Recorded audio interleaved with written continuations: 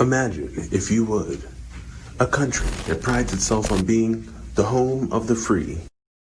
A place that runs rampant with bigotry, hatred, and discrimination. No, this is not the Twilight Zone. This is Florida, and I'm Sean with a special edition of The Round Table. How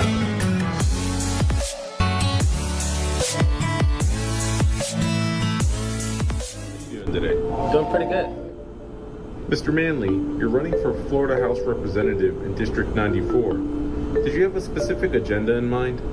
I have a really comprehensive platform that ranges from addressing affordable housing to climate change and infrastructure and water quality in District 94.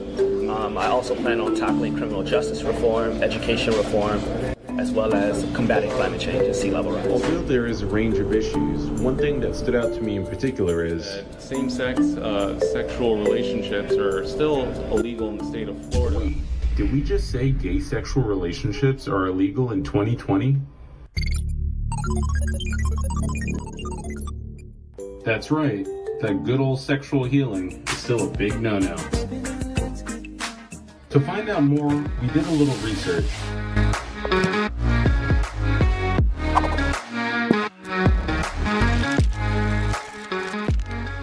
Florida's first sodomy law was enacted in 1868. It read, "Whoever commits this abominable and detestable crime against nature, either with mankind or beasts, shall be punished by imprisonment." Prison wasn't the only punishment, but those accused of sodomy were at times burned at the stake. But it didn't stop there. In 1955, Florida went a step further, labeling those convicted of sodomy a criminal psychopathic persons. Jimmy knew he shouldn't be interested, but, well, he was curious. What Jimmy didn't know was that Ralph was sick, a sickness that was not visible like smallpox, but no less dangerous and contagious, a sickness of the mind. You see, Ralph was a homosexual, a person who demands an intimate relationship with members of their own sex. But there was a glimmer of hope. In 2003, the United States Supreme Court struck down all state sodomy laws in Lawrence versus Texas. A major victory for homosexuals in America. In a 6-3 decision, U.S. Supreme Court justices ruled it's unconstitutional to make homosexual sex a crime. The ruling overturns a Texas law that allowed police to arrest gays for having sex. 12 other states have similar laws, including Oklahoma. But today's ruling invalidates all of them, making it the single most important legal advance ever for homosexuals in America. And though this has been recognized federally, as of 2020, the state sodomy law, though unenforceable, has not been repealed by the Florida state legislature. Because of this, law enforcement has not only harassed, but detained gay couples based on the premise of them having a sexual relationship.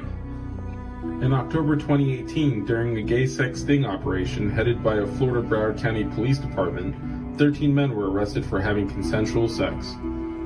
So where was I? Oh yeah, back to Elijah Manley. I think it's just still a little bit strange that the state of Florida is one of the only remaining states to still have a law as draconian. Did he say Conan the Barbarian? I'm kidding. He said draconian. It derives from Draco, an Athenian law. It means a law or their applications are excessively harsh. I like that word. Still have a law as draconian as that law on the books. I plan on addressing this in the legislature, whether that's co-sponsoring legislation or introducing legislation if anyone else wants to take up the ballgame themselves in its next legislative session. The Supreme Court is pretty clear at what they said. They said this should be invalidated because it's unconstitutional. And it's wrong and it's not right that the state of Florida, the legislature has not done their duty to obey the Constitution and obey the Supreme Court in their order in 2003. So, I do see a lot of Democrats that support removing qualified immunity, but there is a couple of Republican police chiefs and individuals that say qualified immunity is effective, even though they may not support the police officers doing the misconduct. Do you think that police have a role in pushing legislation, or do they play a role in doing what's right as far as laws are concerned?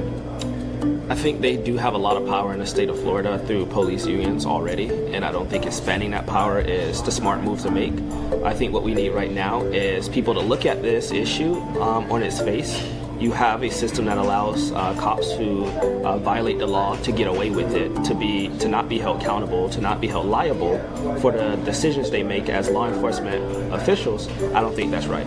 So you think that the police should speak up against qualified immunity because it's violating the rights of the citizens? Is Yes, what you're saying? yes, it is. They should, and they should speak up about it because not only is it the right thing to do, but it's going to cost us all in the long run because there will be lawsuits regardless, and those lawsuits will be aimed at cities and municipal governments, and that's just going to hit the taxpayers in their pockets.